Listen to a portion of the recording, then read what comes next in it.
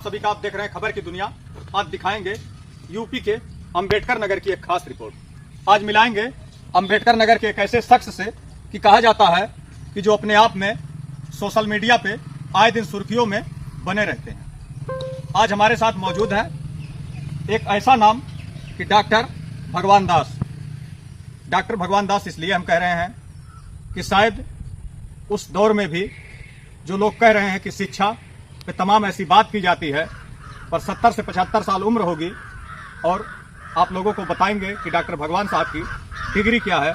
और आज डॉक्टर भगवान साहब हमारे साथ मौजूद हैं।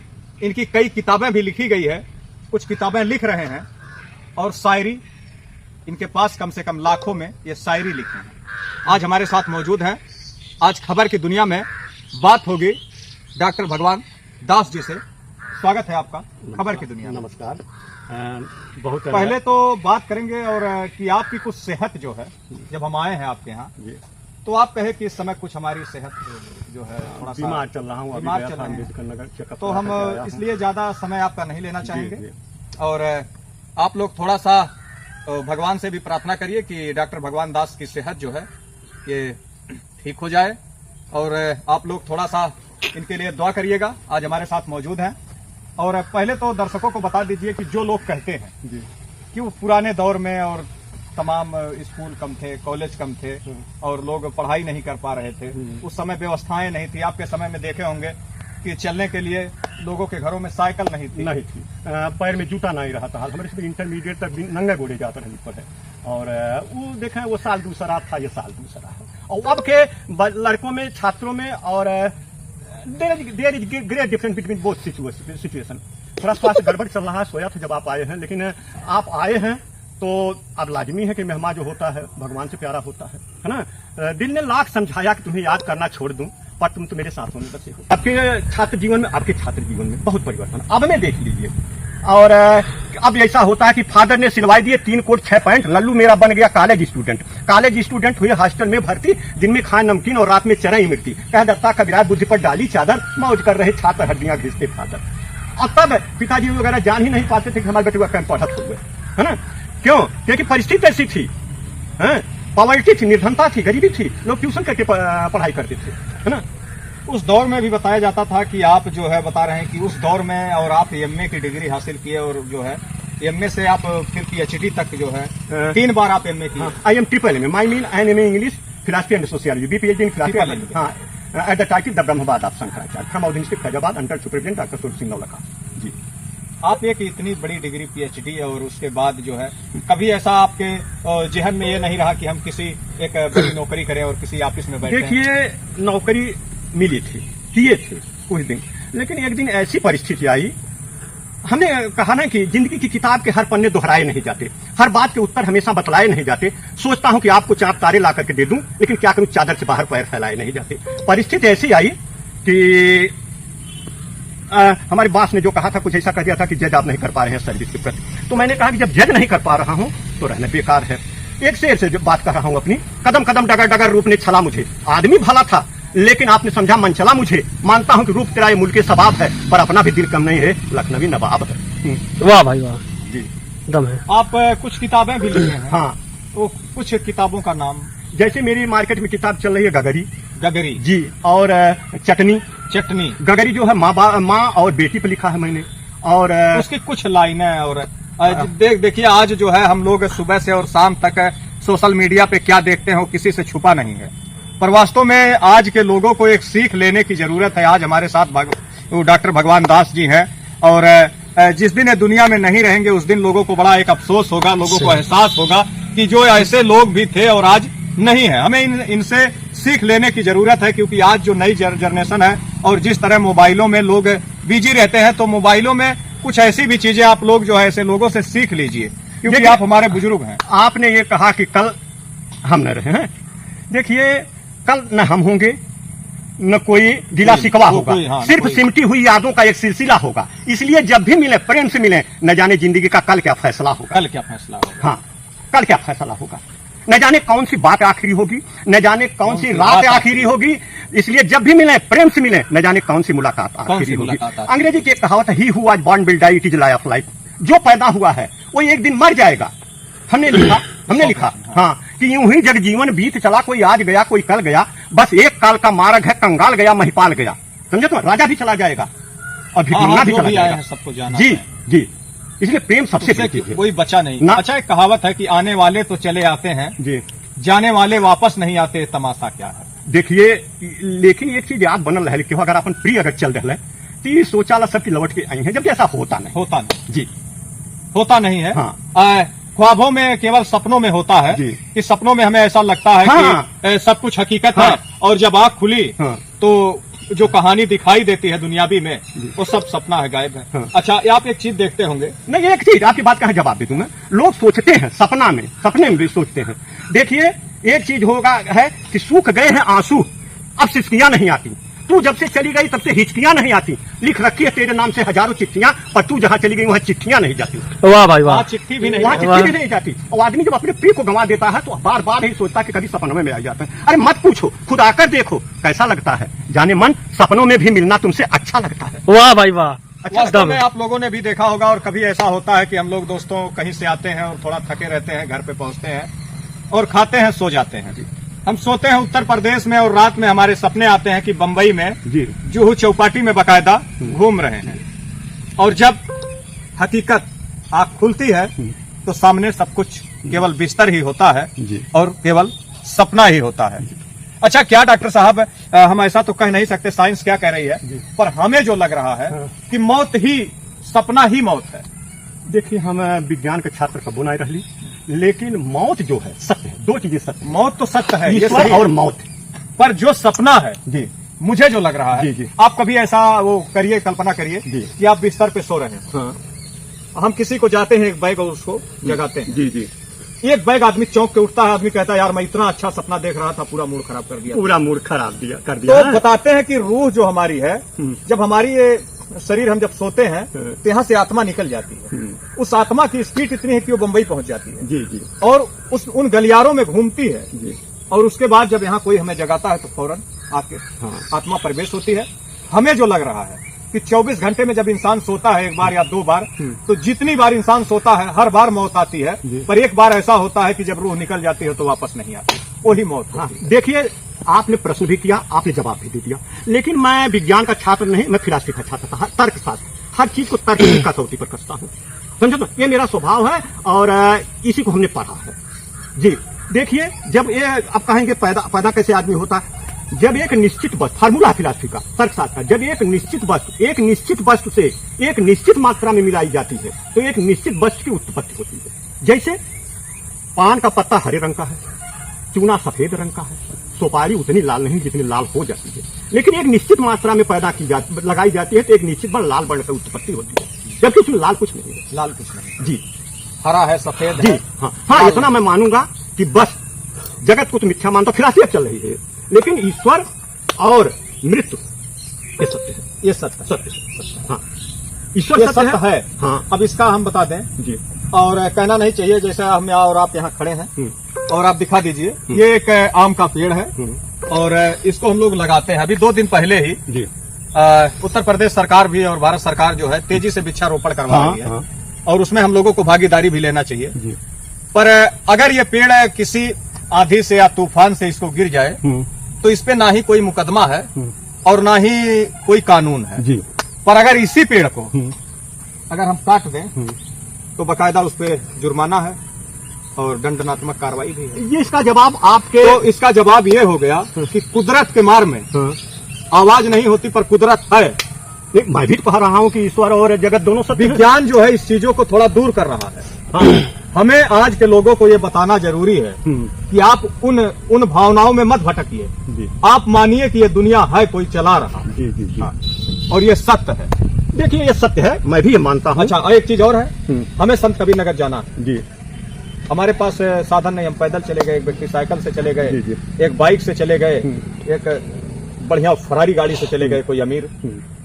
तो हमें जो लग रहा है कि मालिक एक है, मानने का लोगों का तरीका अलग अलग है। कोई जल चढ़ा के पूज रहा है, कोई सजदा करके पूज रहा है, कोई हाथ जोड़ के पूज रहा है, यानी पहुंचना सबको वही है, जी, तरीके हमारे अलग अलग अलग। इस पे आप क्या कहेंगे? देखे कुल के निचोड़ हम बता दिली, आप कुल कह दिला, आपके प्रश्न भी कैला, आप अपने जवाब भी दे रहा, लेकिन सारी चीज का हम निचोड़ करते बस। कि हमार परंपरा कायम रहे, हमार मान्यता जो धर्म कहे, चाहे इस्लाम धर्म हो चाहे हाँ, जो भी हो। अच्छा, एक चीज और है, हमें हर धर्मों का सम्मान करना चाहिए, ये तो हर धर्म कहता है। हाँ, ये जरूरी है। लेकिन एक चीज और मैं कहना चाहूंगा श्रीमन, दो चीज कहूंगा। एक तो ये कहूंगा कि माँ पिता को छोड़कर मंदिर में क्या काम, इनकी सेवा कीजिए घर में चारों धाम। बिल्कुल, ये भी सत्य है। और एक चीज आपसे और कहूंगा, आपके चैनल के माध्यम से कहूंगा, हम ये नहीं आलोचना कर रहे हैं, मैं भी सनातन धर्मावलंबी हूं, भगवान को नतमस्तक रहता हूं भगवान के सामने, लेकिन हमने देखा है, जैसा कि ग्रंथों में मैंने पढ़ा, सुख सागर में पढ़ा, रामायण में पढ़ा, कि अगर मां न होती तो शायद भगवान न होते। पूरी बात हो जाने दीजिएगा। भारतीय नारी जब तिसला बनी है तब दुनिया को महावीर नाम मिल पाता है। जीजाबाई जब सौर संस्कार के जगाती है तब शिवाजी को राष्ट्रीय सम्मान मिल पाता है। देवकी और जसोदा जब दुलारती है कान्हा को तब दुनिया को प्यारा ब्रिज धाम मिल पाता है। कैकेयी और कौशल्या जब तपती है तपस्या में तब दुनिया को पूजने को राम मिल पाता है। डॉक्टर साहब, आप अभी कौन सी किताब लिखने की तैयारी कर रहे हैं? देखिए, इंग्लिश में मैं एक किताब लिख रहा हूँ, आवर रिलीजन एंड माई, हमारा धर्म और मेरा। अब नदी से और दूसरी किताब, अब देखिए, दूसरी किताब है, जैसे ये हम सनातन धर्मावलंबी हैं, लव कुश के बारे में लिख रहा हूँ। शीर्षक तो भी इस किताब का नहीं दिया हूँ, लेकिन किताबें मेरे समझ से दिसंबर तक कंप्लीट होंगी।